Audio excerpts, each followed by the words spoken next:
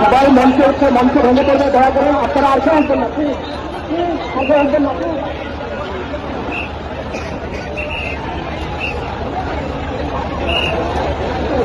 আমরা সবাই কাতারে দাঁড়িয়ে যাই, অনুগ্রহ করে আমরা সবাই জানাজার নামাজের কাতারে দাঁড়িয়ে যাই।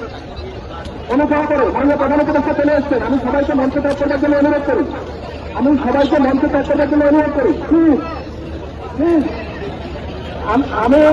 আমি ইনকিলাব মঞ্চের নেতৃবৃন্দকে অনুরোধ করছি, সবাই মঞ্চ থেকে নেমে পড়ুন।